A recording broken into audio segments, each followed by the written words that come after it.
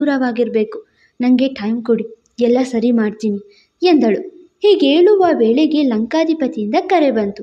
ನೋಡಿ, ನಿಮ್ಮ ರಾಜನ್ ಕರೆ ಎಂದವಳು. ಹೇಳಿ ವಿರಾಟ್ ಸರ್ ಎನ್ನುವ ಮುನ್ನವೇ, ಊಟ ಮಾಡೋಕ್ಕೆ ಹೋಗಿದ್ದೀರೋ ಇಲ್ಲ ಅಲ್ಲಿರೋರಿಗೆಲ್ಲ ಊಟ ಬಡ್ಸೋಕೆ ಹೋಗಿದ್ದೀರೋ ಎಂದ ಅವನದೇ ಶೈಲಿಯಲ್ಲಿ. ಎಲ್ಲೇ ಎತ್ತೀಯಾ ಎನ್ನುವ ಹಾಗೆ. ಸಾರಿ ವಿರಾಟ್ ಸರ್, ಈಗ ಬಂದೆ ಎಂದಳು. ಬರಲೇಬೇಕು, ಇಲ್ಲ ಅಂದರೆ ಎಂದವನ ಮಾತಿಗೆ, ನೀವೇ ಬಂದು ಕರ್ಕೊಂಡು ಹೋಗ್ತೀರಾ ಎಂದಳು. ಇಲ್ಲ, ಎಲ್ಲರ ಮುಂದೆ ಮುಖ ಕೂಗುದು ಮಂಗಳಾರತಿ ಮಾಡಿ ಪ್ರಸಾದ ವಿತರಣೆ ಮಾಡ್ತೀನಿ ಎಂದ. ಅಷ್ಟು ಆಯಾಸ ಮಾಡ್ಕೋಬೇಡಿ, ಬರ್ತೀನಿ ಎಂದಳು. ಬೇಗ ಎಂದು ಕಾಲ್ ಕಟ್ ಮಾಡಿದ್ದ. ಹಾಗೆ ನಕ್ಕು ಅಜ್ಜಿ ಕಡೆ ನೋಡಿ, ಅಜ್ಜಿ ನೀವು ಹೊರಡಿ, ನಿಮ್ಮ ಮೊಮ್ಮಗನ ಕೋಪನ ಹ್ಯಾಂಡಲ್ ಮಾಡಬೇಕು ನಾನೀಗ ಎಂದಳು. ಸರಿ ಮಗಳೇ, ನಾನು ಹೊರಟೆ.